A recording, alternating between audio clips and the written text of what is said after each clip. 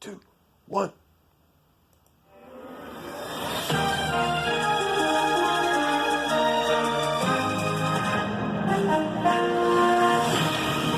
Good evening, and welcome back to another exciting edition of the Kwame Brown Chronicle News, featuring Ramo Retrak. Well, Killer Mike and Kanye West are back in the news. What the hell is going on? Oh my God. Yeah, ladies and gentlemen, these guys are back in the news, and, well, everybody's talking about them, so I guess I'll say my little 2 cents. To be honest, I'm not that interested in this topic, but I know a lot of people are. And I guess the reason why I'm not interested in it is because, well, I don't feel like digging into it. To be honest with you, sometimes there's some topics that I'm just like, I don't want to go there right now. I'm just chilling out. It's Saturday night. You know what I mean? But I'm going to have to do it. I'm going to have to do it. I will have to do it. Yep, I'm going to roll one up for this one, guys. Everybody, get your favorite beverage. Get your favorite beverage. Get it, whether it's a little drink on the side or whatever. I don't drink, but I used to, so I know the feeling. If you want to get a little smoke on, start rolling up. That's what I'm about to do. I'm about to put this phone down, and I am about to roll it on up.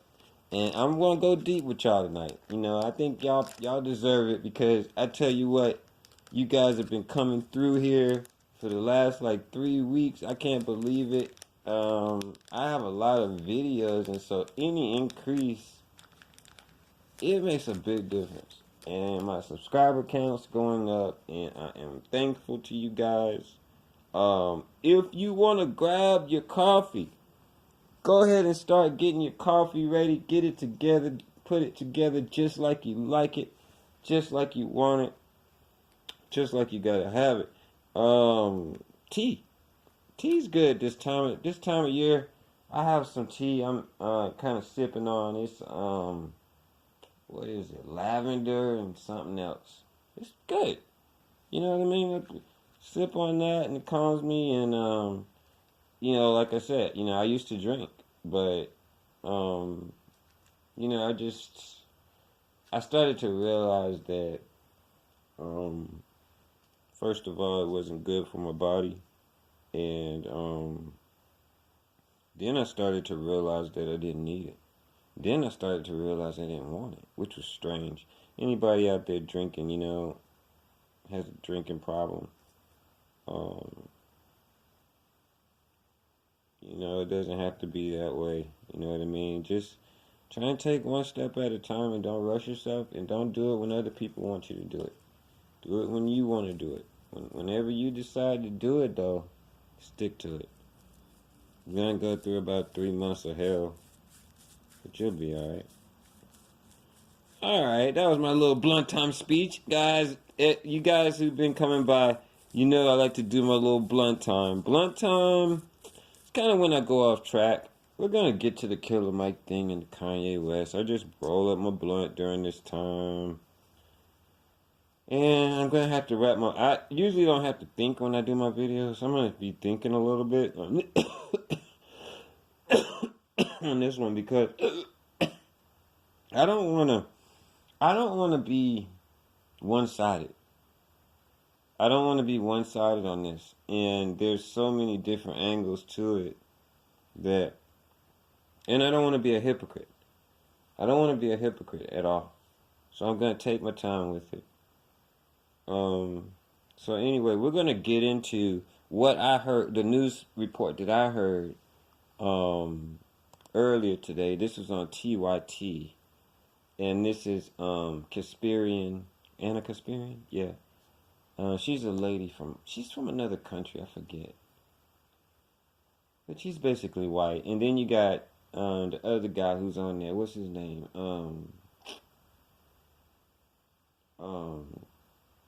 Chink. I guess you would say his name like that. I don't know. Chink Uger. I like them. I like their show. The only time I feel like they go off base is when they start talking about black issues. Because it's like they can't do it, right? And then they have a black guy that comes on there and he's not good at doing it. You see what I mean? So it's just like, but I do like their show though. If y'all don't ever watch TYT, you should check it out. I mean, I don't even have to subscribe to them because I always just type in there TYT. You know what I mean? And they have so many shows that come out. I just don't subscribe. I just look at their videos every day, the ones I want to watch. But they're great. They're really great. They bring a lot of news to everybody. You know what I'm saying? So anyway, they're talking about this Killer Mike thing, right? And I'm gonna go ahead and let them kind of give you the background, and then I'm gonna jump in or whatever and give you my 2 cents. An opinion contributor over at HuffPost put out a piece not only comparing rapper Killer Mike to Kanye West after Kanye West made all of the unhinged anti-Semitic comments, but he actually wants to argue that Killer Mike is more dangerous than Kanye West. Fascinating. The title of the piece is, "This rapper is more politically dangerous than Kanye." There you go. Okay, cause see, when I decide to get into something, I get into it. I don't mess around. Okay, more dangerous. That's implying that both of them are dangerous. You see how they throw that in there, and you just be like, well, they're saying Kanye's worse. No, they're actually saying that both of these men are dangerous when neither one of them are. They're not dangerous at all. You see what I'm saying? They're not at all dangerous. Neither one of them. Anyway, I'll continue. I'm just getting started. Kanye West. Interesting. It's written by Stephen Crockett Jr. Y'all got me. And his argument is insane.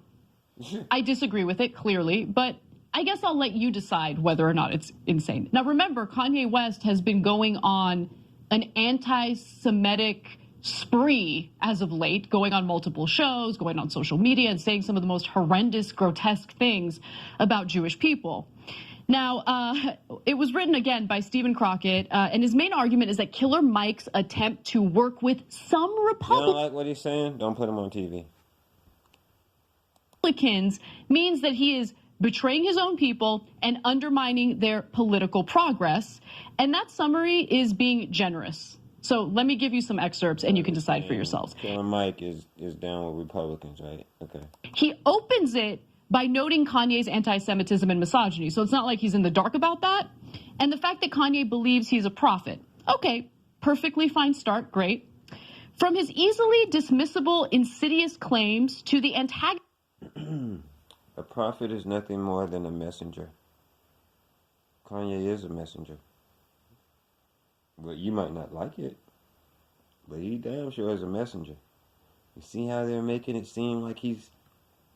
See, to anybody else when they say, well, he thinks he's a prophet, I'm a prophet.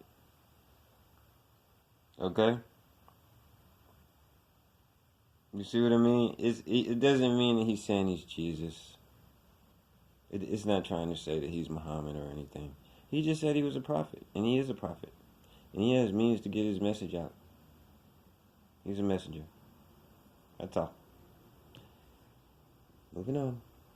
Agonizing, hurtful comments about slavery and the Holocaust, the famed music producer has turned into an outlier yelling. He didn't say anything hurtful about slavery. He said that that black people should have taken their freedom instead of it being given to them. And he didn't say it in those words. Those are my words. But that's what he was trying to say. We should have sucked it up. Because, I mean, we suck up bullets every day out in the street now. Them motherfuckers wasn't reloading. They didn't have 9mm back then. How many people was they gonna shoot? You had 1,000 slaves out there. How many niggas can you shoot? You got one gun. You had, 2 homeboys that live 2 miles away. And a couple of hound dogs. How you gonna take down 1,000 slaves with that? That what Kanye said wasn't hurtful. It was something that people don't want to hear. And I'm not trying to defend Kanye. I'm just listening to this right now. I'm gonna get into it what I think about the whole thing later. From the balcony to resuscitate his relevance and career. But for everything the Kanye don't give a goddamn about his career. That motherfucker could put out an album tomorrow and millions of people will buy it. He could write an album in one night and millions of people will buy that shit all over the fucking world. Okay? Kanye West is a billionaire. That nigga got more money than Trump. Okay? He's not thinking about life like y'all are. You see what I'm saying? That dude is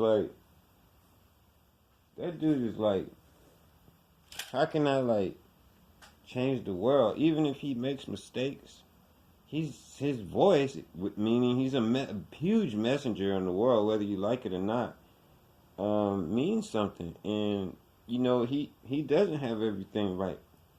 He doesn't have it all right. But I think he will get it right. And that's the one thing that nobody's looking at. His mistakes are being broadcast all over the place. If you had taken a lot of our leaders back in the day, black or white, and they were being watched and broadcast as much as these guys are, man, it'd be crazy. You know, those guys say all kinds of stuff back in the day. You know what I mean? So you gotta let this man grow up. And I think, like, you know, he's young relatively. You know, he's young to be in that position, guiding his own boat. Of course, he's gonna make some mistakes. Self-proclaimed non-reading Ye lacks. He's just as easily ignorable for the same reasons. He's not informed, and despite being passionate, he doesn't know what the hell he's talking about. Yeah, I know, neither did Trump, but it has an impact. That's not the same thing. And secondly, you don't know how informed Kanye West is. You don't know. How would you know? I've never seen him get asked a question that he couldn't answer. Where you get Kanye West has traveled all over the world 45 times. That motherfucker knows a hell of a lot. And he's not the type of person. He's not a shallow person. So he's gonna be the type of person who's gonna want to learn things. We don't know. I don't know how smart or dumb Kanye West is. You see what I mean? When you get thrust into that position like that, man, you change. You see what I'm saying? The universe itself is gonna focus on you. Y'all think y'all are so special that God is paying attention to you, and you ain't shit. Imagine being some motherfucking body. You think God ain't... You think there's not more focus?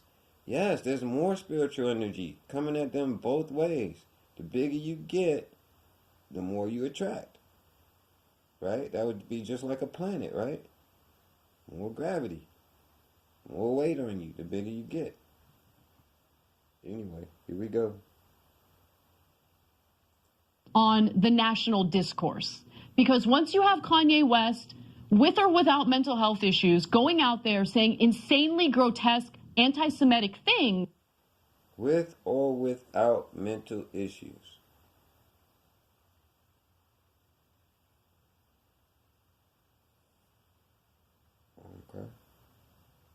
Okay. So you're saying that to cover yourself. You see what I mean? If you don't know, because it sounds like you don't know based on that statement, right? As a news reporter, you shouldn't even mention it. I'm just saying. And I like Casper. She's cute. But sometimes, like I said, when they start talking about black issues, they don't really know how to... No white people do. They don't know how to talk about our stuff because it's deep, man. It's like layered. It's so layered. And I'm gonna go ahead and just get on into what I wanted to say because I really don't want to keep cutting her up like this. Um, the Killer Mike thing. From what I hear, he supports. I think it's Governor Kemp over. What's the lady's name?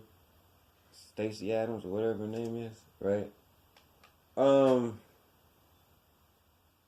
that's a complex thing that I don't understand technically, but I can understand it.